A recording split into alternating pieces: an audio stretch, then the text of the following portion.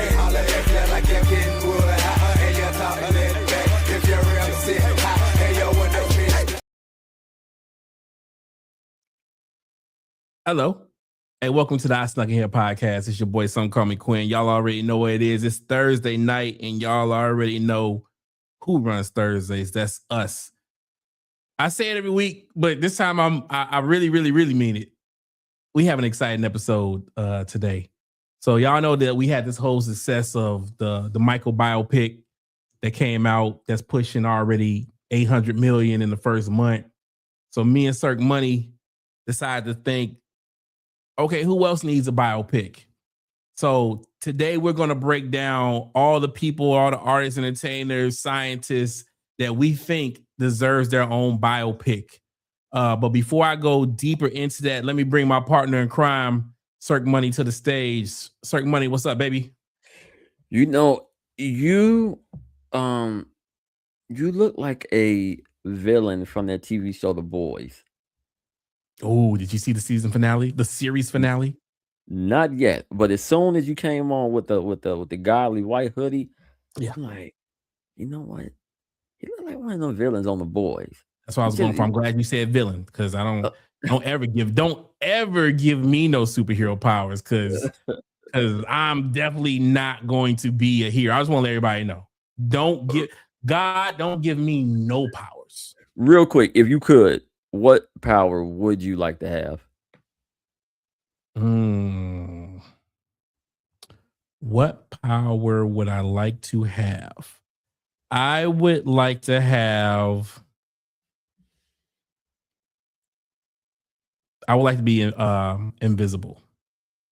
I would like to be invisible, because everybody wants to think like, let's say you're invulnerable. Like, let's say you're Superman, like bullets bounce off of you and shit. But that don't mean you can't get sick or nothing like that. So if you get sick and somebody got to give you an IV, they can't give you an IV because they can't penetrate the skin. So it's a lose-lose. And I don't want to live forever, because eventually that motherfucking sun gonna go supernova. I'm gonna be the only nigga here. So would you be like Invisible Man Kevin Bacon? Oh, you remember that movie? Like, would you be that type of Invisible Man? I wouldn't want to. I wouldn't. That wouldn't be my first. That wouldn't be my first premise. But I mean, somebody got to do it. No, I would like to have the power of. Look, I'm already an introvert, so sometimes I want to just be played.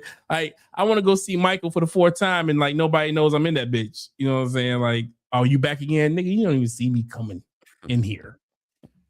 Speaking of Michael. Yeah.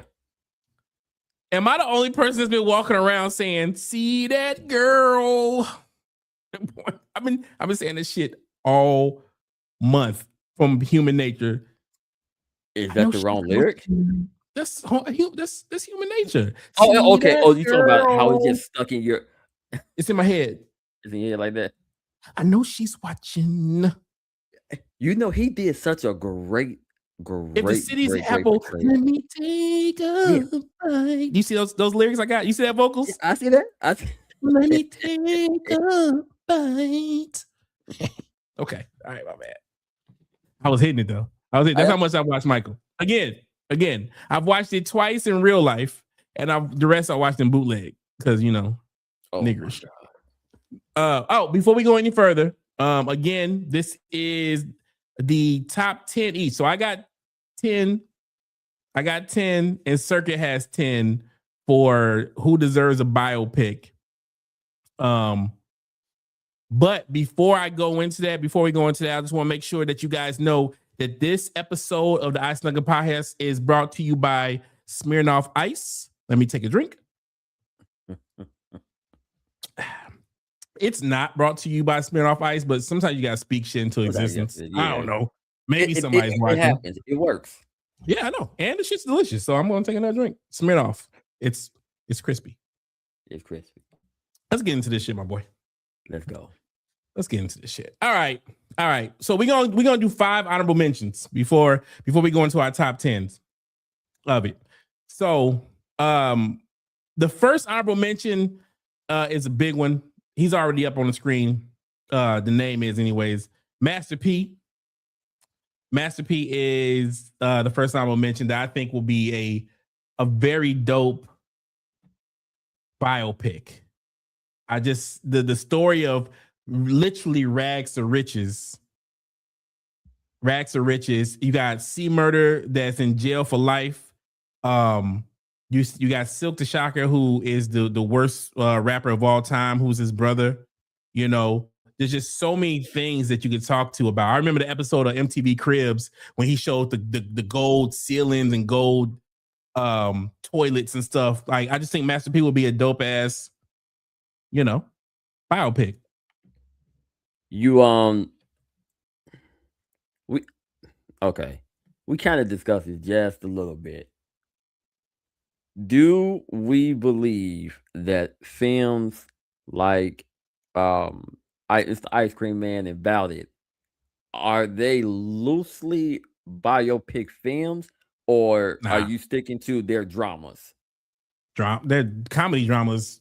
I mean, Okay. I got the hook up. You know that nah, Okay. can't give it that. But I would like to see a real story. And when we talk about biopics, I don't. That was my only thing about Michael. They didn't want to get grimy with it. I had fun. It was entertaining for the 2 hours, but it was just it was a 2 hour concert. I really want to know the shit that I don't know about Michael Jackson. Like, I want get into it, and that didn't happen. But anyways, so let's move past Master P. The next one we have is Rick James.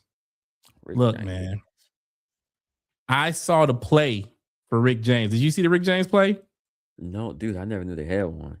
Bro, it's so good. It's so good. The Rick James play is so good. And if it wasn't for who's that? I didn't. That's not Rick James. That was Rick. Cocaine is in the building. Okay, is in the bill. If it wasn't for somebody else that's already in the top 10, then Rick James would be in the top 10 for a biopic. Because you can just as easy make a biopic about Rick James. It's gonna be super entertaining. But I didn't want to cross up things that was too similar. But Rick James definitely deserves a biopic. You got anything on Rick?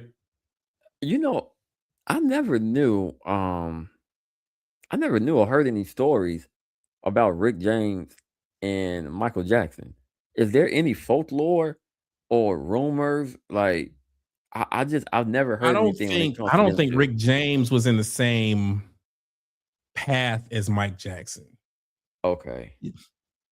If anything, he was going to be in the path of the person that is the reason why I can't put him on this list. But even with that being said, I don't even remember any crosshairs with them two. But they're very similar. You could tell how people, their image is based off of somebody. And Rick James definitely is a trendsetter as far as the image goes and what they wanted to do with themselves. So let's also move on. mention we got one of the greatest songs of all time because of Rick James. Which one? Party All the Time by Party Eddie All the Murphy. Time. Party All the Time. Greatest song. Greatest song Hey, of all time. people be thinking I'm playing when I put on Party All the Time. They think I be joking. Like I'm dead ass playing Party All the Time, and I'm bumping it. Like, I'm really, matter of fact, I might put that shit on as soon as we get off this because I really love Party All the Time. Like, I wish it was Friday and I would bump this shit. Like, if I get enough, brought to you by Smirnoff Ice. If I get enough of these in me, Party All the Time is coming. Oh no. It's coming on. All right, let's move on to the next one so we can get to this top 10 because I don't want to be here all night. Okay. The next person up, hey man, you ain't had no childhood if this man wasn't a part of it.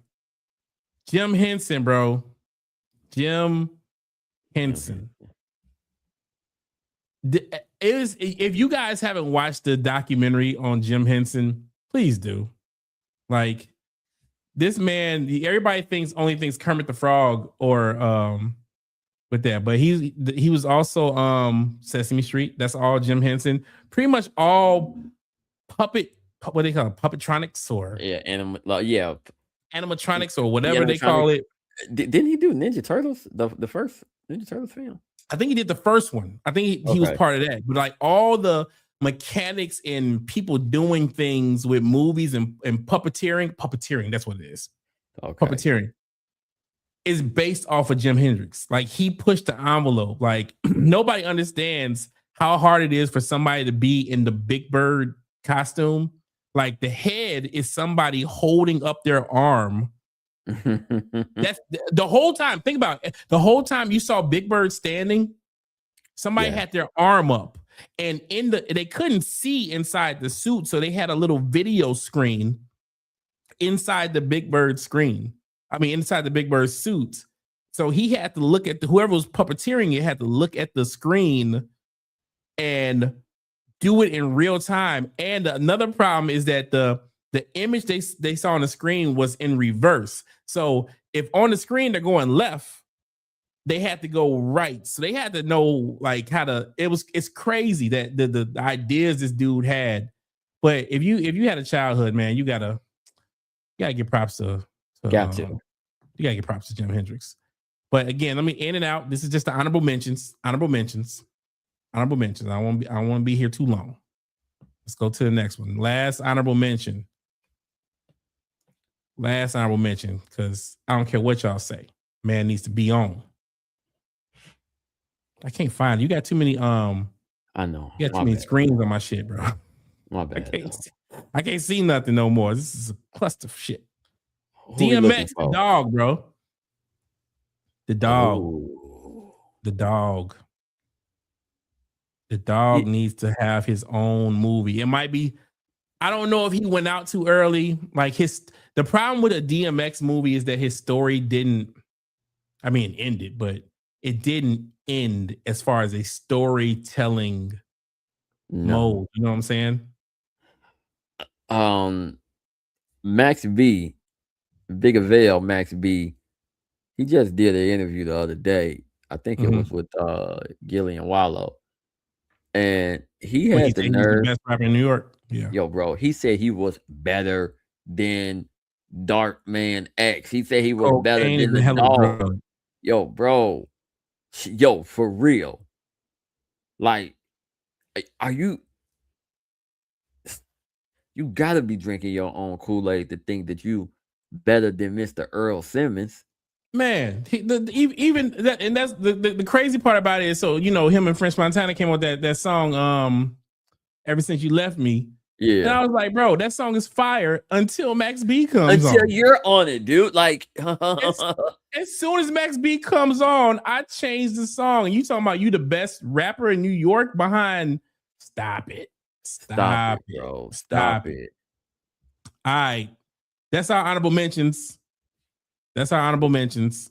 Oh shit, there was one more. My bad.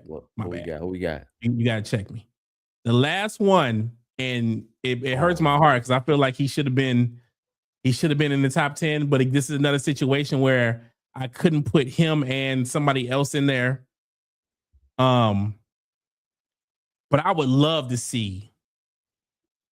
absolutely love to see a Ric Flair a Ric Flair biopic. But when I say these things, like, again, if you're going to give me a Ric Flair biopic, you have to give me the nitty gritty. I don't want no fluff. And I feel like Ric Flair wasn't mainstream until later on. He became more like, now everybody knows who Ric Flair is. But like, if you wasn't a wrestling fan, you didn't know about Ric Flair back in the day.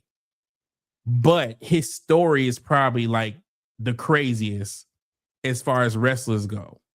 Yo. But if you're gonna give me it, you gotta give me the real. You gotta give me the real story. I mean, it's probably not the craziest. What they did with Iron Claw that story is the craziest, but just individual him. What he was doing in terms of partying all night, drinking all night, hopping on the jet, having about 4-5 chicks on the jet with him, knocking them all down, then going straight to the arena, no practice, no warm up. He coming out there in the 3-piece suit, doing the Ric Flair. Like, come on, man, how you going? A legend. He's like the only wrestler where the character wasn't a gimmick. It was just really him. It was just really him. Rolex wearing, limousine driving, jet flying, kiss stealing, son of a gun. And he was having a hard time keeping them gators on the ground. You know what I'm saying? Like, man, this is what I say about Ric Flair. This is what I say about wrestling. It's almost like what I say about politics. I'm not gonna make it political, but I just remember what I say, like when you're younger, you're way more liberal when you're younger because you feel like you can save the world. And then as you get older, you're supposed to move a little bit more conservative. I'm not saying go all the way the fuck over there. Don't do that. But you just get a little bit more conservative, you get a little bit more selfish. I think in the wrestling business, when you're a kid, Hulk Hogan's your favorite person because he's the superhero of the shit. He's a myth. He's a Greek god type character. But as you get older, you're like, hold on, Ric Flair is actually the motherfucker I connect with more. In real life. So as you get older, you're supposed to move more to Flair. As a kid, you Hogan. As an adult, you're Flair. That's the greatest thing that Offset from Migos did was Ric Flair drip. Ric Flair drip. Yep. To pay homage to that man, to get a chain made for him, to put him in the video. You know, Rick said in the interview, he believes that that song gave him another 10 years of life. Not bad. To keep fighting. Because, you know, he had like some heart issues. Bro, he was almost dead. Almost dead. Bro, he was almost dead. Ric Flair drip brought him back. He was almost dead. Hey, you up next. You started off. Top 10. You got it. Okay. Top 10. Top 10. What's your first on 10? Well, you know what? I'm gonna just go ahead and get him out the way because I don't want to spend too much time on this individual. So, starting at number 10 on my list is none other than Mr. Donald J. Trump. Oh, we're starting off like that. Yeah. We're right out the gate. Right out the gate. We're going 47. Yeah. Oh, okay. you got it. A biopic film on him would have to be on like the same scale of like a Wolf on Wall Street, right? Like, okay, we're going to see what was actually going on in the early 80s, that whole decade of when he was pretty much writing his own check to do whatever he wanted to do, right? And the thing that I would like for them to explore in the film, not only all the foul shit he's a part of, but how influential and how connected to the hip hop world he was. That is something that I would love to see explored. Is Donald Trump was kicking it with all the rappers, and we're not talking about just one group of rappers. If you was a rapper and you was getting some money, he was partying with you. So I would love to see that aspect in the film.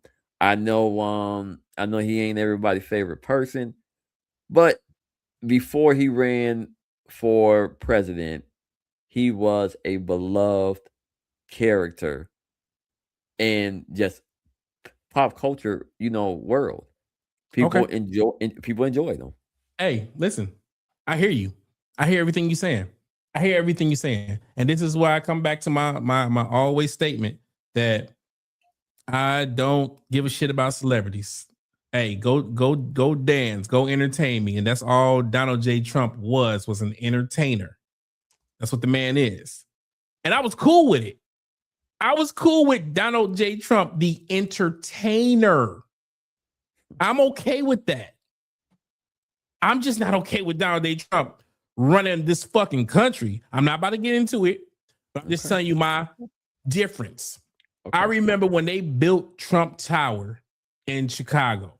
Yeah. Beautiful building. Yeah. And I remember I took my girl downtown. It was for her birthday or some shit. And we went to the Omni, and that hotel just got built. And I was like, nah. I said, we gotta go to that shit. And so we checked out the next day and we went over to the Trump Tower and did that shit. Beautiful building. I remember him at Home Alone too. Everybody was talking Trump.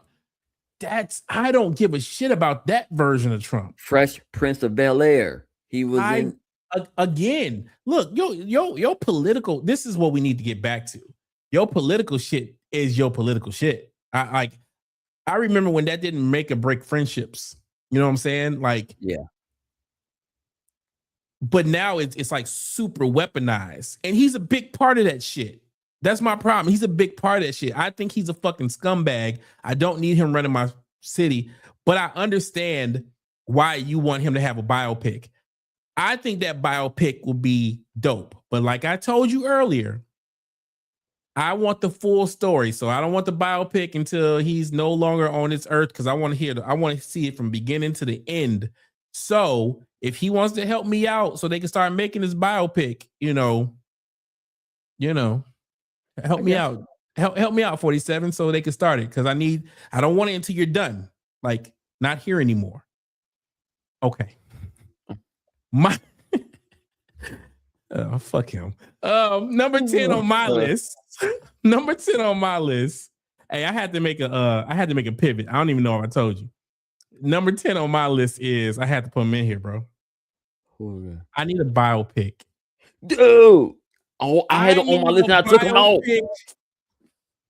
I need a biopic on Ron fucking literally Jeremy. Hey man, this dude just gives every man hope that, look, anything is possible. Anything is possible. Ron Jeremy was voted at the AVN the number one male porno star of all time. Look at this man. Somebody come look at this man. Somebody come look at this man. Fellas, you're not ugly. You can do it. Look at Ron Jeremy. Look at 2,000 adult film credits. Do you know how many the next person behind him has? See? Maybe 700. 384. Who might that be? The next man behind Ron Jeremy has 384 adult film credits, and Ron Jeremy has over 2,000. Fellas, you can do anything you put your mind to. And Ron Jeremy is living proof. And please, for the love of God, give me a Ron Jeremy documentary, please. Oh, I don't ask for much, but I need to know his story. I need to know how he got into adult film. In 2017, he got charged for sexual assault like 30 times from 2017. Look, listen. He got in 2017 and 2020, he got charged for sexual assault. So the man walks in, he's like, "So you charging me from doing my job?" That's what he got charged. He got arrested for doing his job, bro. Oh, I'm sorry. God. I need this film. I need it. Okay. Let me take him on the screen. You up. I need a Ron Jeremy. That's my 10. Why didn't he ever dress up as Super Mario, brother? Should have been Mario. There might be he's got 2,000 films. There might be a Mario film we don't know about. Okay, we going in my spare time, I'll do some research. Coming in at number 9. And I had the number wrong, but Sade coming in at number 9. Sade. Smooth Operator. Go ahead. Sweetest Taboo. Sweetest Taboo. She is, to this day, an enigma. To this day, she still is able to carry a certain mysterious like mystique about herself that has always elevated her appeal. whether it was singing or just being stunning. She has always been able to carry herself in a way to where you never really got to know Sade. Like, we don't know nothing. We don't really know much about her other than she's Nigerian and she was born in Is Britain. she Like, Nigerian? yeah, I didn't know she's that. Nigerian. I didn't know. You know what I mean? In terms of like record sales, she's in the top 50 of the most albums sold. Like, she's in there with some heavyweights. And I just think that the world would love to know and to celebrate someone like her. And hopefully she can be celebrated while she's still here on this earth. Look, let me tell you something. Everybody hates me when I talk about Sade. Why? I think her music is so boring. I'm not saying she's not a legend. I'm not taking away from Sade's legend status. I just think her music is so elevator fucking music. Put me to sleep. I never want to hear it. Give me some Anita Baker any day over Sade. Give me some Gladys Knight, Love Overboard. Again, I'm not saying it's bad. It's just not my cup of tea. It's kind of like when we talk about I hate Mint Condition. I don't like it. Again, that's also elevator music to me. So Sade and Mint Condition, I don't want it. I think Mint Condition is great value. Tony. I don't like it. And I'm logging out. Hey, hold on. If I had to listen to you talk about Donald Trump, you can listen to me talk about Sade. I just don't. I understand her appeal, and I understand there is a market for her. It's just not me unless I'm going up 10 floors in a hotel. That's all. Okay, not to get too personal, but I'm gonna get personal. Never had any Sade, while you were in your Deuce Bigelow mode and your Ron Jeremy mode. Never. Okay, no said. I know how to stay out of grown folk business. Yeah. Hold on one second. Let me get out the stage. Get off the stage. All right, that's number 9. All right, let me give you my number 9. My number 9 is Kobe Bean Bryant. That's tough. Kobe Bean Bryant, RIP, I definitely want his story. Even though it ended super short, I definitely want it. Let me tell you something about Kobe. And I hate LeBron James. I want to start with that. And before I talk about Kobe. Yes. I hate LeBron James. But guess what? I hated Kobe Bryant when he was playing, but I didn't hate him as like his overall essence. I hated Kobe Bryant because he was good. He was the Mamba. I didn't like the comparison to Jordan, but I always said, even before Kobe passed, I was like, if you're going to compare anybody to MJ, it's Kobe Bean Bryant. He literally mocked his whole game, studied his whole game. He had the killer instinct of his whole game. If anybody is going to be like compared to MJ, it's this dude. Yes, sir. LeBron ain't never. I literally don't like LeBron as a basketball player. I'm not saying he's not a top 5 player of all time. I'm not saying that. I just don't. Killer instinct. If it comes down to somebody shooting the ball, it's gonna go MJ, Kobe, and then LeBron. Like, and even LeBron fans know that. Even LeBron fans know that, and they want to say that he's the first one, but I don't want to make this about LeBron. Skip him. Now, what I will say is, I wish they gave this man the love that they gave him since he's passed. He's definitely ascended to a different level now that he's gone.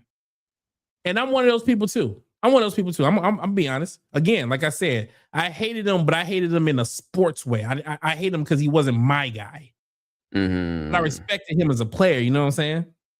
Okay, that makes a lot of sense. You know, the whole comparison is no comparison, right? Right. Um, when MJ said at Kobe's funeral,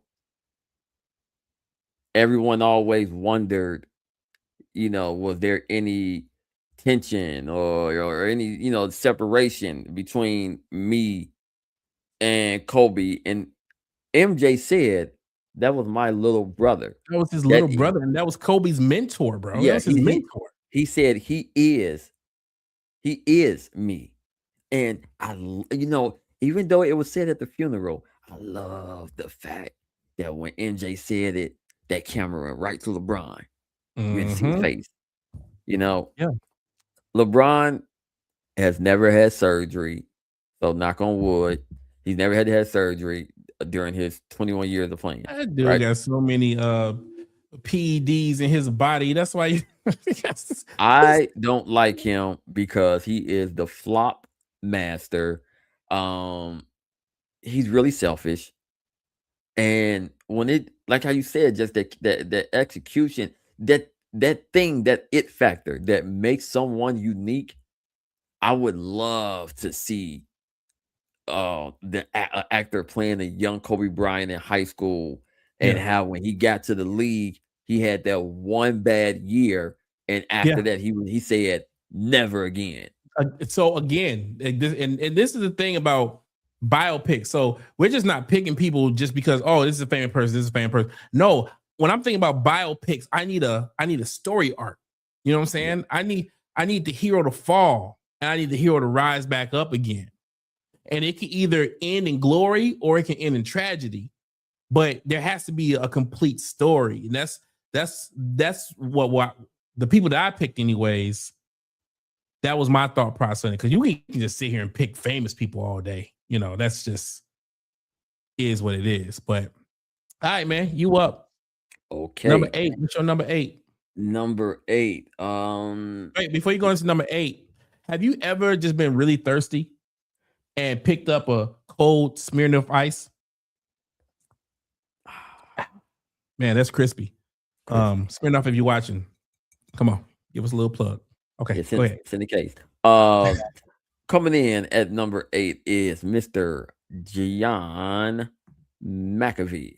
Oh, get into McAfee? this. McAfee? Yeah. McAfee. John McAfee.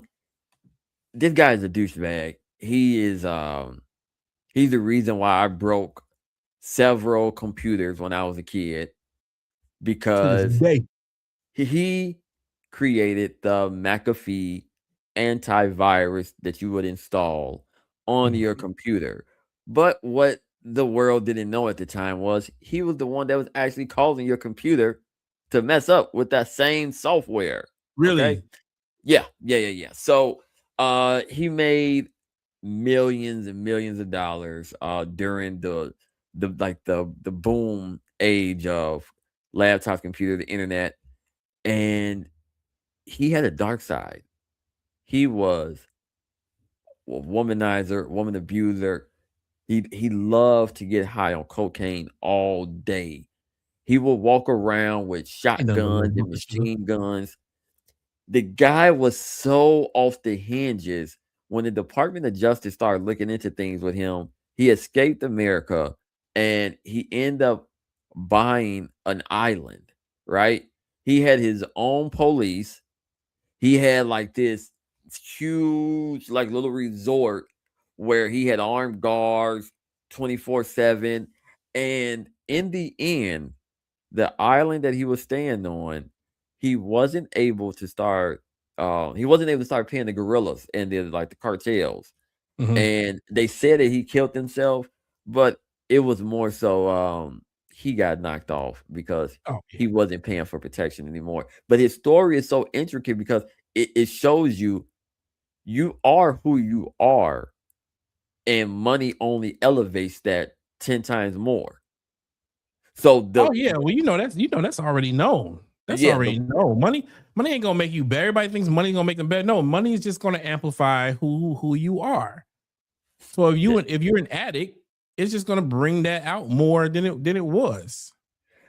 and as a kid, just like you always were hearing McAfee antivirus, McAfee anti, and then to see that this guy was really just on some wild cowboy shit, man, just goes to show, man, like just because you got money don't mean you classy, don't mean you smart, don't mean nothing. You can still just be a piece of shit. And I would love to see a movie on this piece of shit. That would be a Let me good get him. movie. Let me get him on And you stage. know what? There's some people. Honestly, I wouldn't want to see a movie about him. I would like to Okay. see a Like a series. documentary. A doc- Oh, no, like give me like an eight episode Netflix, something like that. Like I wouldn't go to the movie to see him. I mean, I'm not saying I wouldn't, but I feel like we can get TV series. We get more detail. You know what I'm saying? you're right. He would deserve a series, a nice limited series. A limited series, right? Give me a limited series with him. All right, so that was your number 8. My number 8 is the one of the goats. I will say I call him the Godfather. I'm not gonna call him the goat because my goat is different. But the Godfather, Richard Pryor. Now they've tried to make this movie. They've tried to make it with Nick Cannon. They tried to make it with Mike Epps. I don't know what the holdup is on making the Richard Pryor flick, but His I feel like this is a movie ex-wife. that this man was raised in a brothel. Literally, like this is not a Literally. myth. It's not a myth. This man's mother was a prostitute.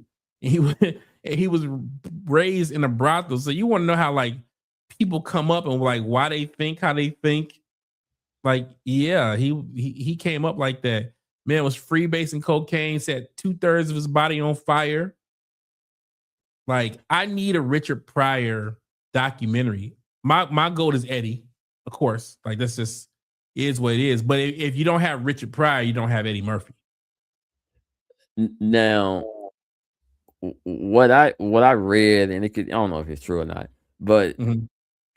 Nick Cannon and Mike Epps, they were like both in running to play Richard Pryor, and I believe that Mike Epps had already started doing like screen testing.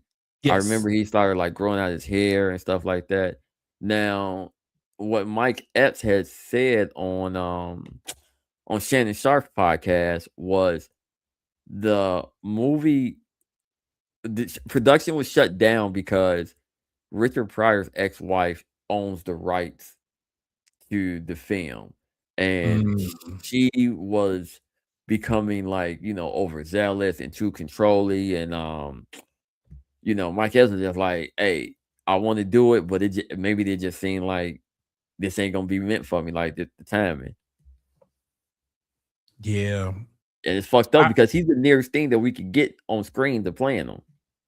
I feel like and earlier on, I didn't feel that way, but now I feel that way as now that I've actually met Mike Epps in person. Because look, I thought Mike Epps was a little slow. Like when he Ooh. played Day Day so well that I thought that, but then he came out and said that he was just high on cocaine in everything we've ever saw him in. So I always thought Mike Epps was like a little, on the spectrum a On little bit. Spectrum? On the spectrum until I met him, I was like, oh, you're cool. Like you're really a cool dude. Like you're normal. Like, no, Mike Epps now can play Richard Pryor. I think they should let Mike Epps play him. If anybody's gonna play, if you're not gonna get Mike Epps to play him, you got to go get a no name, somebody that's Yeah, not known. absolutely. Like that's how you Absolutely. would have to do that for Richard. All right, let's Now, move on. Who's your number 7, sir? okay, well, this is going to come to a shocker to some people, but I was thinking about this. I'm like, who had an interesting life that if you told people this happened and that happened, they wouldn't believe you, right? So, you know, um, I had to go with this guy right here. Me, right? I Hold had to on. go. Wait. wait, wait. I feel like this is some shit I would pull.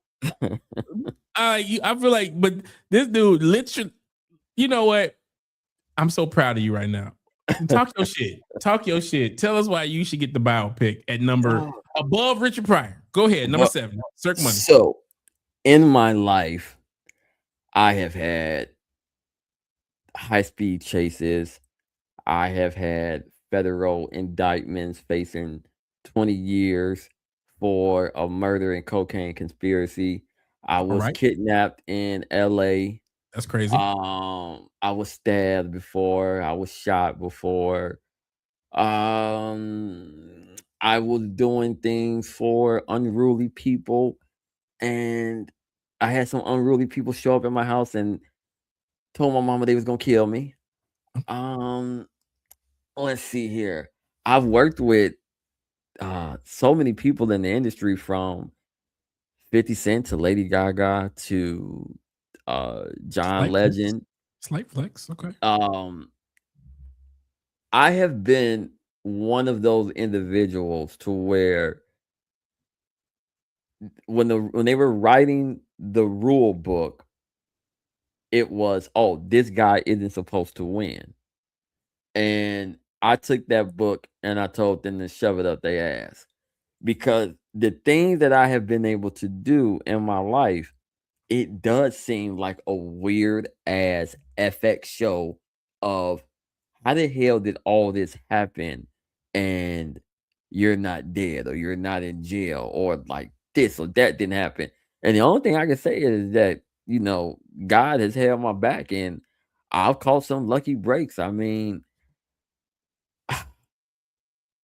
I've jumped out of a 6-story building before because this girl that I was seeing at the time, her dad came home, and it was either break my other leg, because I already got one bad leg, so I might as well break the other one instead of trying to go against her pops. I've done. If you go through a checklist of things of have you ever done this, you would be like, holy shit, I definitely want to see that movie. And yeah, that's why I had to throw my my hat in the ring, man, because I think I've lived a pretty interesting life thus far. Hey man, talk your shit. You know what I'm saying? Talk your shit. Let me go ahead and talk your shit. I'm not mad at it, and it's let me just get a cameo walking across the street at some point. Oh, let me just. Oh no! You have 3, 2, 1. 1, 2, 3. You in the movie? You in the movie? I'm in the movie. Oh shit! All right. Well, let me see if my number 7 can top. Let me see if my number 7 can top that one. Okay. So for my number 7, it's not as glamorous. Yeah, that's hard, bro. Let me bring him up. My number 7 for the Who Needs a Biopic is going to be Mr. Marvin Gaye. Oh, yeah. I need a Marvin Gaye biopic. Again, I don't know why all of the people I'm picking, I feel like, ends in tragedy, unfortunately. That's not my goal. But I'm just looking at the story. If you look like at his Motown career, if you look at Marvin's Motown career, it starts off so, that early Motown sound, and then it gets grittier and grittier as the time goes on with it. And then unfortunately, he dies by the hands of his father, who was on drugs. He goes to visit his father, and his father shoots him. And it's crazy. It's a crazy story. Like, they never had a good conversation. And also, I forget, I was supposed to look it up. His wife was cheating on him with Teddy Pendergrass. Oh. So somewhere in this movie, we have to have I was going to bring up Marvin's picture, but I'm getting the error right now. But somewhere in this movie, we have to have a battle between Marvin Gaye and Teddy Pendergrass, and there's actually an award show. I think it was the Grammys. Don't hold me to it, but Marvin's presenting, and Teddy wins the award, and he has to come up there and give Teddy Pendergrass the award. And this dude is taking your wife to the wood chipper. Yo, No, I need to have a Marvin Gaye movie, and I need Teddy Pendergrass to be the villain. now some of the individuals that you've chosen so far, I'm just putting something together. Maybe I'm wrong. But Like, are you an avid fan or reader of like Greek mythology? Because I love it. a lot of the individuals that you chose, they have like the character arc transition of like humble beginnings, Yeah. rise, dip, then a redemption before the curtain call. You know what I mean? It's the basic building blocks of storytelling, which does go back to Greek storytelling. You know, Oh. you have Socrates and all them. Yeah, no, I'm here for it. Thank you. Hey, good notice. Good notice on that. Because it really came all home with the Marvin Gaye situation. I'm thinking like, damn, dude, like Marvin Gaye was around for the beginning of Motown, and he dies at the hand of his father. That's called a tragedy. Jack. It's called That's a a tragedy. tragedy. That's literally what they're called. That type of story is a tragedy. Oh man, I'll take a sip of my Smirnoff Ice to that. Yeah, man, you gotta take it into that. And Hey, make sure you get a Merry quick Smirnoff Ice next time.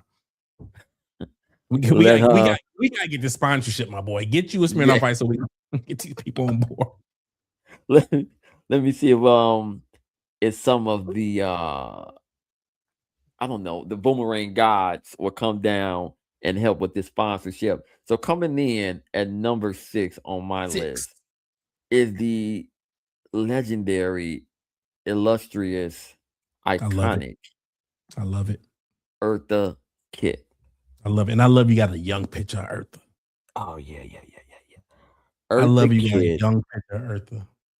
was I wish you had Eartha in the Catwoman suit though. I ain't gonna lie. yo, dog.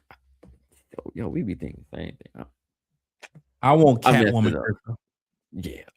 Yeah. This woman right here is a true trailblazer. Yes. You know, we hear about the Josephine Bakers and the Lena Mhm. Horns, but we got to give it to the top dog. Eartha Kitt was Yeah. it. From singing to dancing to acting to writing, she had a career that spanned over 55 years, and she always did it her way. She was never ashamed. She was never embarrassed. Hey, what they say, standing on business. She's one of the originators of standing on business. Mm-hmm. And I love in her later years, she got that last big iconic role in Boomerang. Bro. Lady Hey, Eloise. let Lady me tell you- Eloise. Let me tell you something. Can I be honest on here? Come on, man. That's what we're here for. Okay.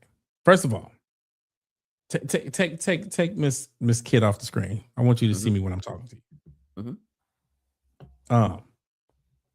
When Boomerang first came out, I was too young. Eddie Murphy was my favorite comedian of all time at that point, but I was too young to understand Boomerang. So it's when I got older that I was like, oh, I get all the jokes now. I get it. I don't know why everybody was tripping. If a billionaire company CEO that looked like an older Eartha Kitt pulled up on me, I'm letting y'all know. I'm letting you know right now. I'm never gonna have to worry about nothing else again because I'm gonna be Marcus without the shame.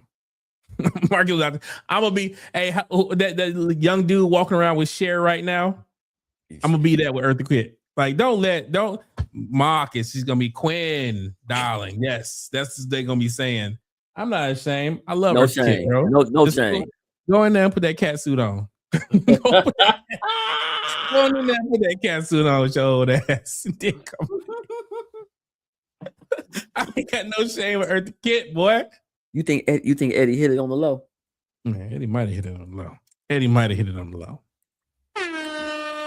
Eddie might have hit it on the low. One time for Eartha. One time for Eartha. R.I.P. All right. Next up for my 6. My 6 is an oldie but a goodie too. Look, man. Oh, Blue Eyes. Oh, Blue Eyes. You said it. It's funny because you said it in the Eartha Kitt thing. You didn't even notice. She did it her way. That's saying it's his. He did it my way. Yes, sir. Hey, but listen, this is another thing. This is another thing I'm talking about.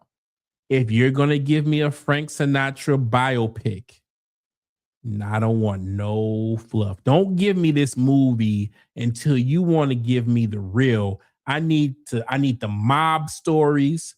I need all the celebrity whores that he's with. I need some of the hits that he set up. I need some of the careers that he's squashed. I need to know everything about Frank Sinatra. The Rat Pack wasn't just a group of entertainers. That they was like just the famous mob. You know what I'm saying? Mm-hmm. There was the mob. There was just a famous version of it. It was like, hey, go handle that dude over there. I'm gonna be at the Sands singing, but go handle that shit. I need to know that. I need to know that story. And I don't feel like the Frank Sinatra story has been told.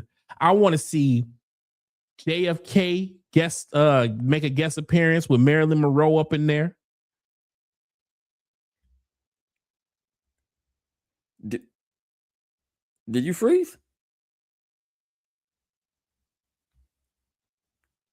You had froze for a second, my brother. Froze on you. Yeah, you had froze. All right. I don't know how long I froze, but hold on. I'm gonna change. I'm gonna talk about Frank real quick. I'm gonna switch my shit. You know, Frank Sinatra, old Blue Eyes,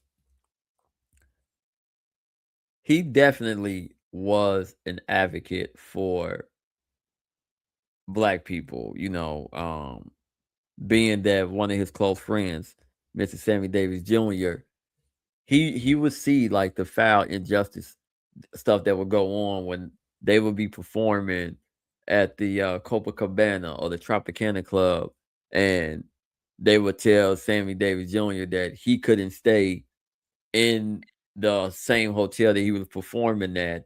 And you had someone like Frank Sinatra and Dean Martin, they would tell like the owners of the hotel, well, if Sammy ain't staying here, we ain't performing here. So yeah, he's someone that has been around for different, pivotal eras in history. And just like how you said, some people deserve a show, he may be one of them people that needs a limited series too. I can see that. Because I want all the details. Yeah. I want all the details with it. Like I don't want no half. If you give me Frank, I need the whole shebang. Pause. I had to pause that. But yeah, I want the whole. I'm gonna stop talking. You know what I mean. I know what you mean, bro. You know what I mean. All right, what's your number 5? What's your number 5? Number 5. We at the midway point. My number 5 is another sultry, sensational soul sister, the number one, the only Pam Grier, aka Foxy Brown, aka Cleopatra. Let me get one of them effects. Let me get one of them. I need a double. I need a double. Yeah. You talking about who was one of the first people that went viral? You would consider her a viral sensation. She would, if social media was around back then, Pam Grier definitely would be in the millions of all platforms. She had it. She had the look, the confidence. She just gave that energy. She was kicking ass. She was at the top. What they call it, the black exploitation films, Yeah. and she was wanted, lustful wise, by all races. All men wanted Pam Grier. They all wanted some of that brown sugar. This is one of the finest women that God has ever created in the history of You women. still knocking it down? What are you talking about? Oh, you mean like today, like the 76-year-old? I just right gave now. you my speech on Earth to Kit. You think I won't hit a 76-year-old Pam Grier? Are you stupid or are you dumb? How they say in New York? Like, what are we talking about? We gotta clip that. Clip that. Like, what? This is one of the finest women who has ever walked this fucking planet. This is before BBLs. This is no injections. This is no implants. This is a specimen. This is Pam Grier. This is Foxy Brown, bro. Bro. This is Foxy Brown. Bro. You know why there's so many ugly people walking around? Because God used up all the good shit for this one. And clip that too. Do you think that she really embraced being a sex symbol, or do you think like she did it because that was the only thing that they were looking at her as? Like, do you think the real Pam Grier is freaky? Yeah, she's already been on. She went on Howard Stern, and this is like in the 90s, and she said she would orgasm for 3 days. What? Yeah, she said she said her orgasms were so massive that she would just have continuous. I mean, the session was over, but she would just keep like having almost like tantric, like, but so your body would just keep going with it. So yeah, no, Pam Grier is a real freak. That's a known. That's not a myth. But yeah, the question is if 76-year-old Pam Grier is lonely, she can call you. Email I stuck here podcast at gmail.com. So you can sneak over there. So I can sneak over to old ass Pam Grier. Yeah, shit. Got it. That's funny. No, that's a great. What was that number? What was that? That was 5. That's a great number 5. That's a great number 5. Shit. I don't know if I can top that one. God dang it. Outdoing me over here. Okay, my number 5 is somebody that literally morphed my childhood. I wouldn't be the man that I am now without this person, and that is Stan the Man Lee. Oh, we watch, literally, we wait and we wait and we wait for every superhero movie that comes out. When's the next Iron Man? When's the next Avengers?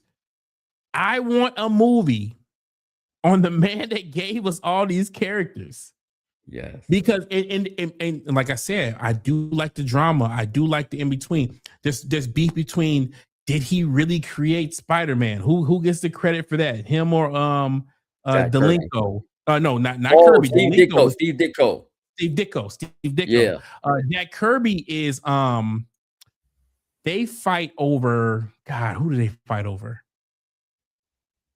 I forget which characters they fight over, like the Fantastic Four and Captain America, because the argument is that Stan thought of the characters, but Stan wasn't an artist. He didn't, but he had those other people draw them, and they're like, well, we drew them.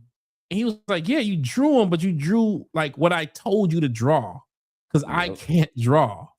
So like if Stan was an artist, he would have just drew Spider-Man himself. But he couldn't draw. And that's why when Jack Kirby went over to DC and tried to make characters, the New Gods, the New Gods like caught on later, but when they came out, they were like, what the fuck is this shit? Like, because he didn't know how to tell the story. He was just an artist. and he thought he could do both. It's like, nah, you kind of need Stan Lee, but I need a Stan Lee story, man. I need it. I Yeah, need it. that's a must, bro. That's a must. I mean, some people are just, I don't know. Some people are divine.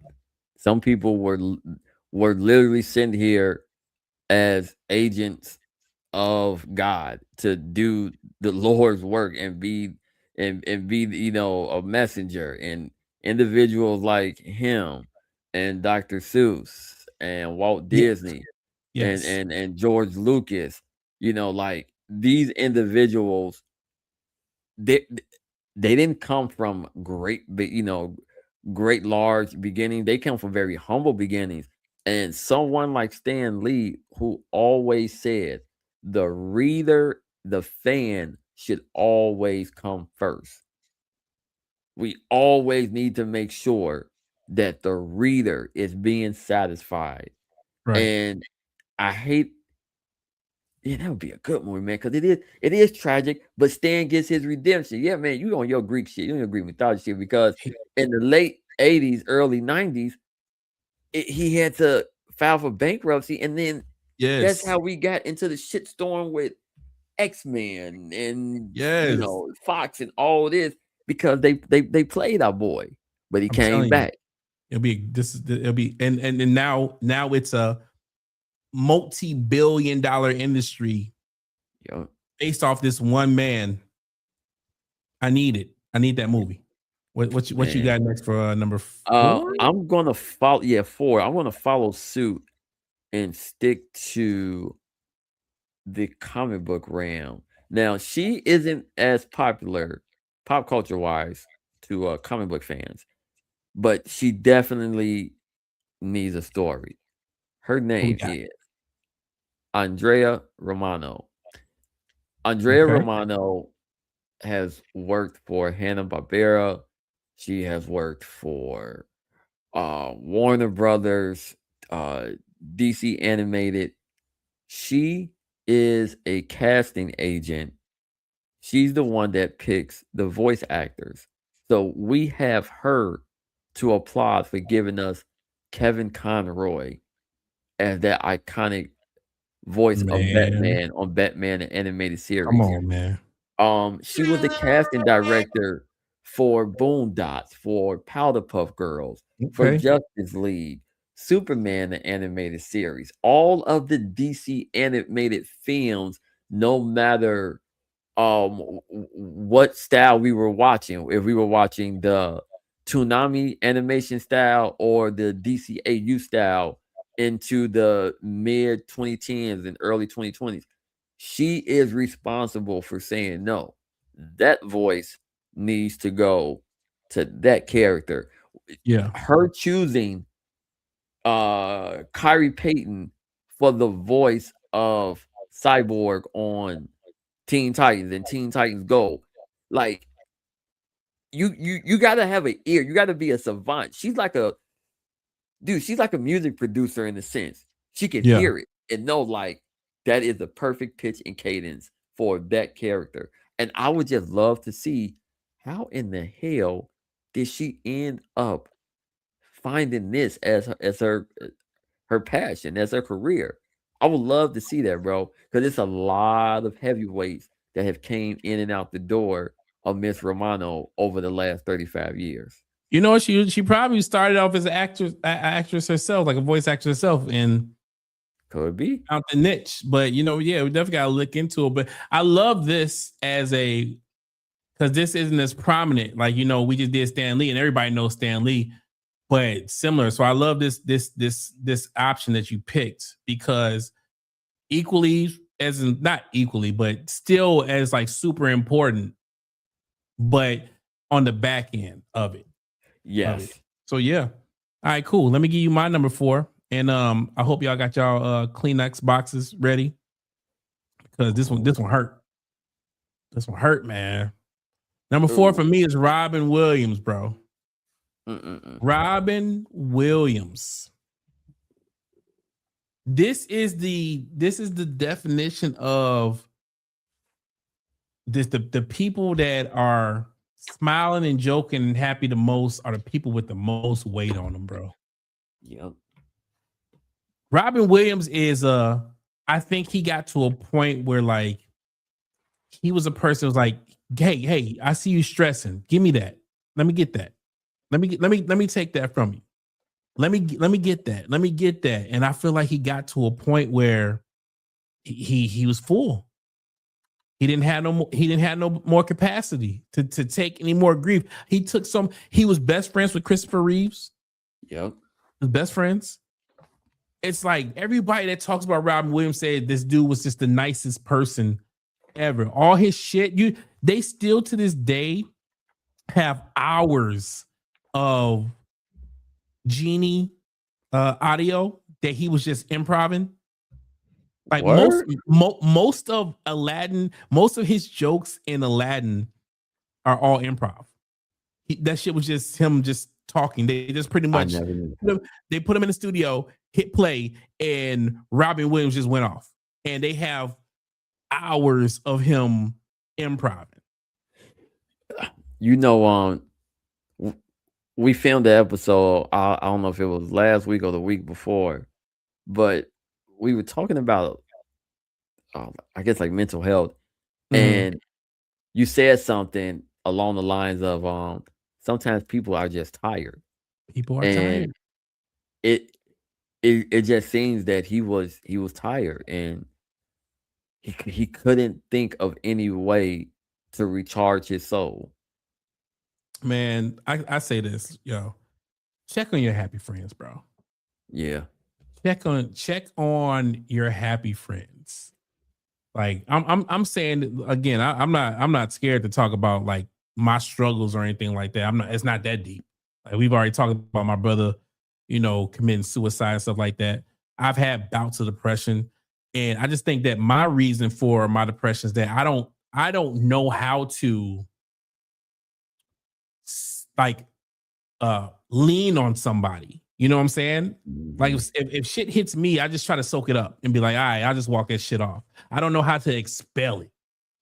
And I just think that's what happened with him. I feel like he got to a point where it was just too much. And nobody saw it coming. And you don't see it coming. Most of the time when somebody, does that, I'm trying not to say the wrong words to mess up our algorithms. But when somebody does that, then it's nobody sees it coming, but that person is holding a lot of weight on them. And it just sucks because Robin Williams was just such a beloved character. That dude was in his bag. Mrs. Doubtfire, Hook. Bro, I need Hook on. I need a physical copy of Hook. Damn, you just took it back with that one. I need a physical copy of Hook. Like who could have made a grown-up Peter Pan movie work other than Robin Williams? He's not in shape. Like if they made it today, they would try to make some like super buff dude that's an adult. No. This is just the average dad bod guy. And who would make this work as Peter Pan? Bro, it's an all-time classic. And let's not forget about one of his iconic early shows, Mork and Mindy. You know what I mean? Come on, Mork and Mindy. And he's from Chicago. First of all, shout out to Chicago. Shout out to Chicago. But yeah. Oh shoot, my battery is not. I don't know why my battery's not charging. So let's go into hyperdrive. What's your 3? Number 3 is a woman by the name of Jean Calment. Jean Calment is the oldest woman recorded in history. She was the oldest woman recorded in history. Thought I had a picture of her. I guess I got rid of her old ass. But she lived to be 116 years old, and she was in her right mind. And this lady was an habitual chain smoker, drank wine, didn't eat the best, but she was studied. Scientists really wanted to know. Let me pause real quick. Like this is documented. Like we know she's 116. Yeah, it was documented. She was born in February 21st, 1875, and she passed August 4th of 1997. That's crazy. It's crazy, bro. So Like a turtle. I always like the story of hearing about that and just knowing like he fucking saw wars and horses and then cars. That motherfucker saw Lincoln, bro. Yeah, like And not the car, Lincoln. Lincoln, the president. I Major. would want to see the movie through her eyes of her witnessing the dawn of this, dawn of that. I think it'd be a dope ad. Like it could be on some like kind of sci-fi shit too. So that was my number 3. I don't know what I did with her old ass photo. Man, she up, one time for JC. Not What Jesus was her name Christ. again? Her name is Jean Calment. Oh no, you didn't put that one up there. You didn't put man. that. You put Shawn Michaels for your 3. Oh well, that's definitely gonna be 2 now. So I spoiled it. All right, bet them up. All right, my number 3. My number 3. Then we get into the nitty gritty. So I told y'all earlier that Ric Flair. I feel like I'm froze. Am I froze? Okay. I told y'all earlier that Ric Flair couldn't be in the list because it was too similar on it. And the reason that Ric Flair couldn't be in there because I don't care what y'all think about the man. Just how y'all feel about Mr. 7. There has to be a Hulk Hogan biopic. And I put Hollywood Hulk Hogan as the picture for a reason because I mean, at the end of the day, he ended as a villain. But hey, I think he played a better villain anyways for life. like, listen, man. You're kidding yourself if you're not saying that Hulk Hogan is the greatest wrestler. I'm not saying talent-wise on like what he can do in the ring physically. I'm talking about overall. It's like when you ask who's the best rapper, and I'd be like, "What do you mean? Are you asking just lyrics, or are you asking like who's the best rapper?" There's a difference. Hulk Hogan is the best wrestler of all time. Easily, he is the GOAT. Without this man, there is no WrestleManias. We're not spending billions of dollars to go see The Rock, go watch movies or anything like that. Without this man, you're not having the Saturday morning cartoons. He's jumping. He made WWE and I'm gonna call it WWF. He made WWF and he made WCW relevant. You're not having the one of the greatest factions of all time, if not the greatest faction of all time, is the NWO. Dude. Like he is the go to wrestling. I don't care what you think about him. I'm not talking about the personal life. Even though if we're making a biopic, I want all that. That's the whole point of these biopics. I want all of it. I'm not talking about Hulk Hogan. I want Terry Bollea. Yeah, I want to know that story. I want his ex-wife divorcing him, and then she go getting a 19-year-old version of him that looks just like him, pulling up to his house on his speedboats. I need that movie. Yo. I want the character. I want the person. This is my thing. When I see these movies, I want the person. Go ahead. I'll let you speak on it. Let's talk about how there wouldn't be a $1 billion industry of pay-per-view if it wasn't for Hulk Hogan lifting up Andre the Giant. And I believe that was what, WrestleMania 2 or WrestleMania 3 when he lifted the Giant. WrestleMania 3. It broke all types of records to where the goddamn cable box was shutting down. You couldn't even get it. That's how many people were calling in ordering it. It would not be pay-per-view box office if it wasn't for that man right there. So once again, that launched the WWF. Yep. But I'm gonna tell you the greatest match of Hulk Hogan and maybe the greatest match of all time. I know what you're gonna say. WrestleMania 18. Hulk Hogan versus The Rock. Hulk Hogan went in there as a villain. He was supposed to be a bad guy. he got in that ring and the crowd told the story, and they ended up rooting against The Rock to the point where even though they still had The Rock win because that was already predetermined, they had to play it up like Hogan is the man, and it was the dopest match I've ever seen, to the point where the next week they had to turn Hulk Hogan back into a good guy because that was how much he was beloved. We unfortunately, the last time we see him on WWE TV, he's booed out the arena, and that's crazy. But it is what it is. But hey, Hulk Hogan, we gotta move on. Let's move on. Okay. But I need this movie. I'm gonna follow you in terms of sticking with wrestlers, and I hate that I don't got the banner, but here we go. HBK, Heartbreak Kid, Shawn Michaels. Okay, he started out with his boy Marty Jannetty, and they was the Rockers tag team duo. Shawn Michaels, in my opinion, is the greatest intercontinental champion of all time. Right now, you're gonna have people that's gonna say, "Well, what about the Montreal screw job with between him, Vince, and Bret the Hitman Hart?" That would play out so great in the film, like leading up to that. We know what happens, but in the film, Can I pause you? Yeah, go ahead. Can I pause you? Yeah. So some biopics isn't about the whole life story. Some biopics are just about a section of people's lives. So do we just get a Montreal Screwjob biopic? Like, give me a Sean, give me a Brett, give me a Vince.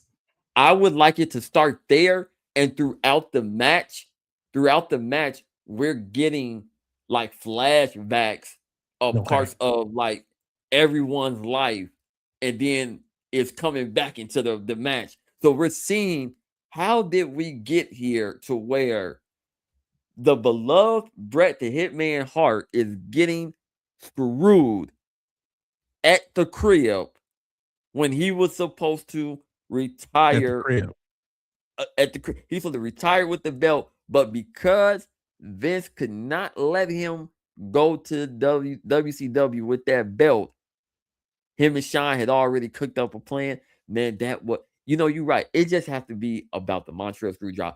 That's where the film needs to be. And then we can look into other things for flashbacks. But Shawn Michaels, man, I think I'm cute. I know I'm sexy. No, I'm sexy. Come on, man. One of the greatest intro songs of all time. Real quick, one true story. I was shy. I was afraid to talk to girls. I used to sit in the crib all day. I saw Shawn Michaels on TV when I was probably like 11 or 12 years old.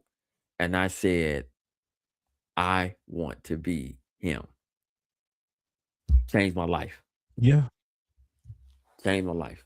Hey, he's one of my favorite characters. D-Generation X is one of the best factions of all time. Like, the way he progressed, all props to Mr. Shawn Michaels, bro. All props to that. Get him on the screen, man. Get him on the screen. Get your ass. All right, we coming down to the last two each. We only got about 10 minutes left for it, so let me go to my number 2. Okay. But this is a big one. This is big dog, bro. This is big dog. And this person doesn't get enough props. I don't care what nobody say. Doesn't get enough props. Number 2 on my list that I need to pick for is Madonna. I need the Material Girl to have her own biopic, bro. Do you know how big Madonna was? The equivalent to let me think, who is a pop star? She's Taylor Swift of the 80s. Oh yeah. She's Taylor Swift of the 80s. Like, I need Madonna to have that biopic. And here's another thing about Madonna. Here's the thing about Madonna I'm gonna go into.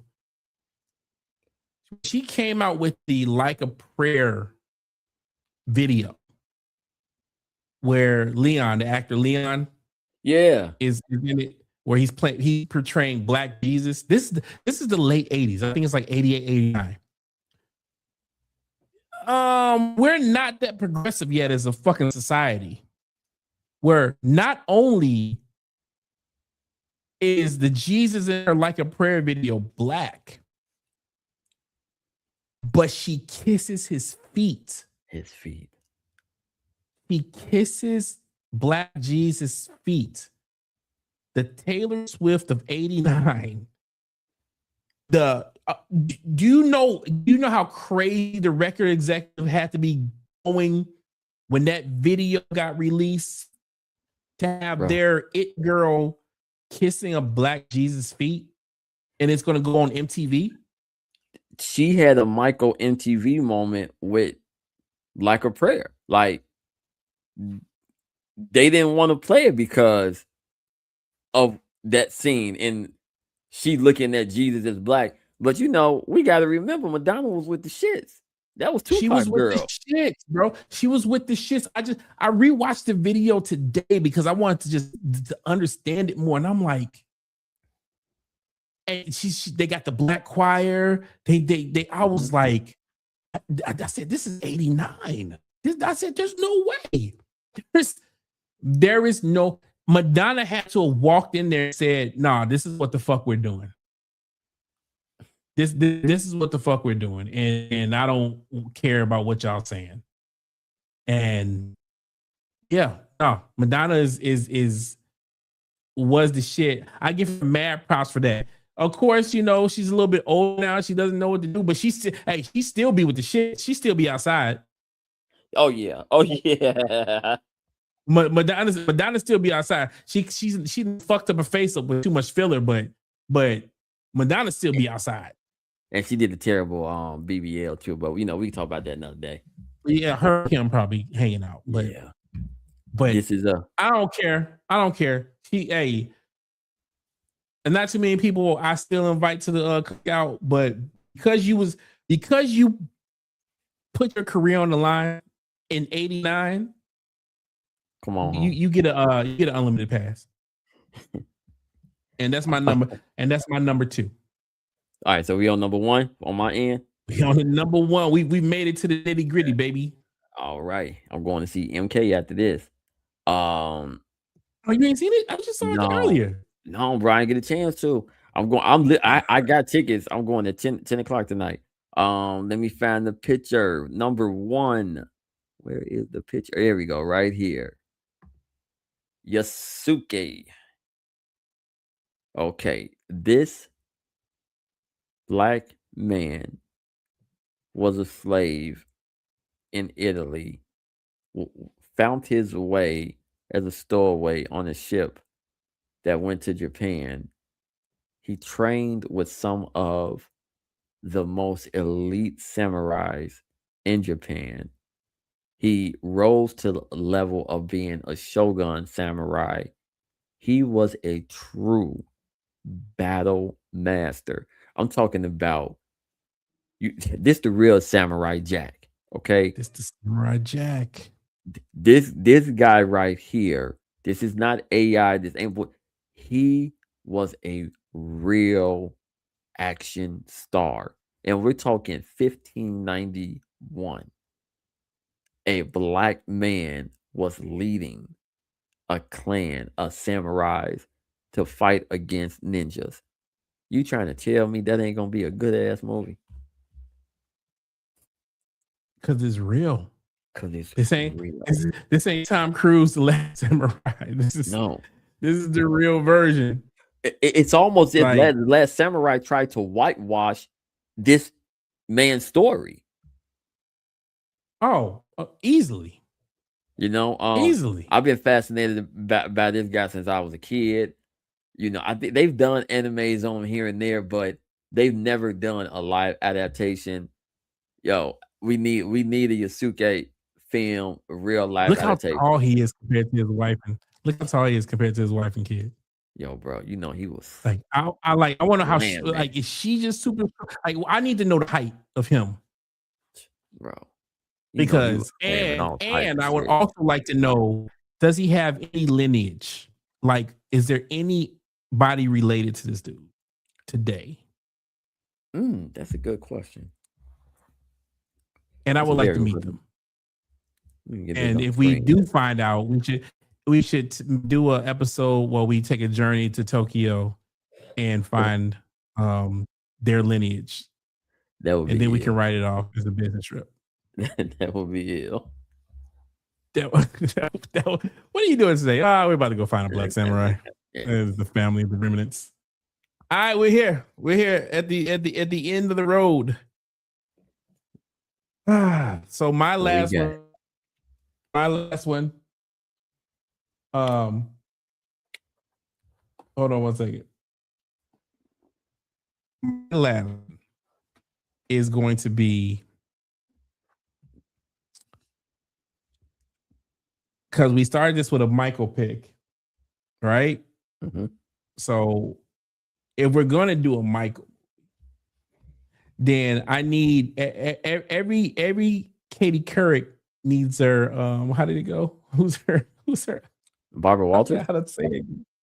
Not Barbara Walters, but no. Every Diane Sawyer needs her Katie Couric, and I need to see a movie from none other than the Purple One himself. My number one is Prince. It's Prince.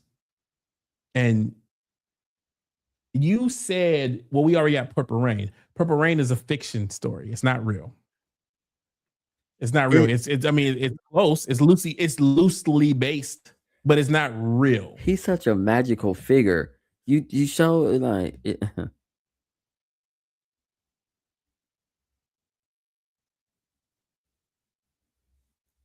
What are you saying? No, you had froze for a second. I was saying, you know, he's such a magical figure. We trying to say that it's not a biopic film, like Purple Rain is not there. No. It was already Morris Day in the time is his band. That's his people. He made Morris Day the antagonist of the movie, but that was okay. What a lot of people don't know is that Prince wrote a lot of shit behind the scenes. A lot of the sounds that you hear, did Galactus just hit me in my back? Yeah, I feel like Galactus just fell and hit me in my back, bro. Hold on, the World Eater. God damn it, right here. The World Eater just didn't like what I was saying. Anywho, Let Me Love You Down. Not Lisa. What's the other chick that plays the drums?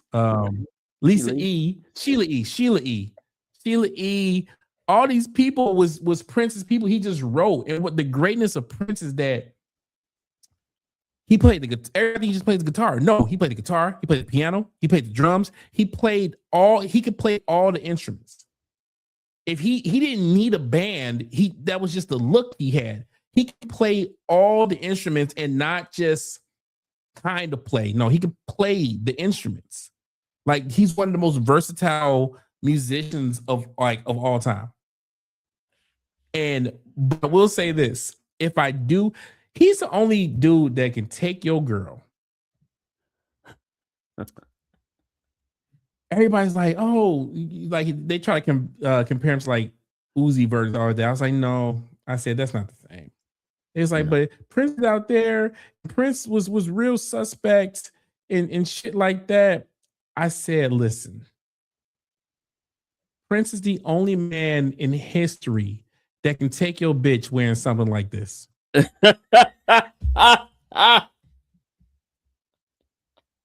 is the only man in history that can take your bitch wearing this.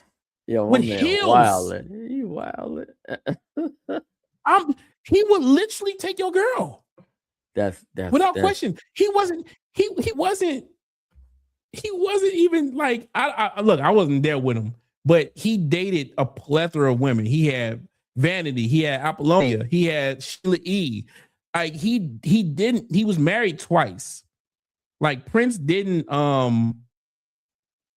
his shit is documented. Like it's documented heavy. You know how Prince got down. So let me get the ass off. My bad. Let me get the ass off. Let's not forget later in life, he had Janelle Monáe. Come on, man. He's one of the greatest artists of all time. I love Michael Jackson. I love Michael Jackson.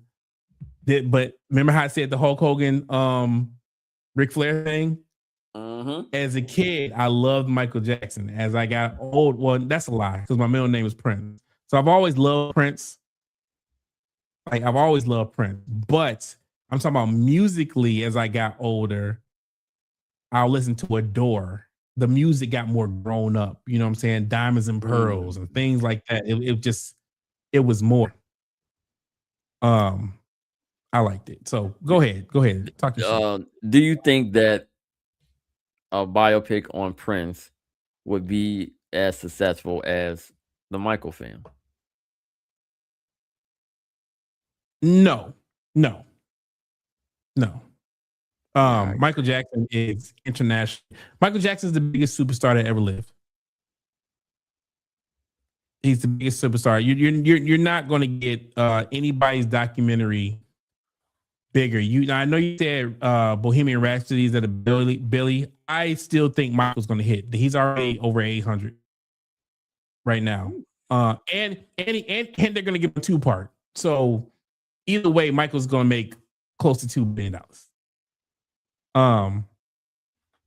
So that's not a thing. But I'm not even talking about the box. I don't even care about the box office. I just want a true biopic about him. And I want, first of all, I don't want people to get this wrong. I remember when his plane got diverted to DeKalb, Illinois. It was going to Minnesota. And it got diverted, and I was like, it was an emergency landing, and because of a medical emergency on the plane. And as soon as they said that, I knew it was an overdose because I'm like, on a plane. I said on a plane, Minnesota is just 30 more minutes. It's just 30 more minutes. I said that man overdosed. I knew he overdosed how they described the issue. I knew that it was an overdose. And sure enough, well, I think it was like a week later or 2 weeks later, he ended up passing. But the thing about it is, I want to change the narrative. He didn't pass because he took too many pills. He passed because the doctor gave him pills that were not real. Yep. He thought he was taking oxy or something, but he was taking pure fentanyl. But they look exactly the same. So he thought he was taking something else. And that's how he passed. The potency, it was 67 times more potent than the average user of someone taking fentanyl. So he could have killed the elephant with what he took. And then they didn't take him to the hospital. Yo, bro, they wouldn't have said that dude was 120 pounds dripping wet. Like it was over. And that's a sad way for that man to go out. But we made it to the end. Let me get Prince off the screen because that's one of my all times. The purple one. Hey, Mr. Prince. Prince Rogers Nelson. Man. Prince Rogers Nelson. This was a good one. We got through this. Let me put this back on the screen real quick, just for shits and giggles. This nigga will take your girl. Clip that. All right. Hey man, we made it. Go ahead. This is a great one. I love when we get to do these top 10, top 15, because it allows us to really dive deep into, things that has shaped us to the individuals we are today. And these are always fun to do. I can't wait till we do the next one. I know we got the MK2 review coming up probably this weekend. I'm about to go out and see it right now. What else we got coming up, Q? We got, like you said, the MK2 review. We're going to do the top 10 artists that transition to movie stars. So who's the top 10 music that went to movie stars? And then in June, Volume 3, She Snuck In Here, is coming on June 18th. So stay tuned for more information on that. But we got to get up on out of here. Hey, that's Cirque Money. I'm Some Call Me Quinn. We thank y'all for sneaking into the I Snuck In Here podcast. Thank y'all for tuning in. And when you sneak out, don't get caught by the cops. Peace.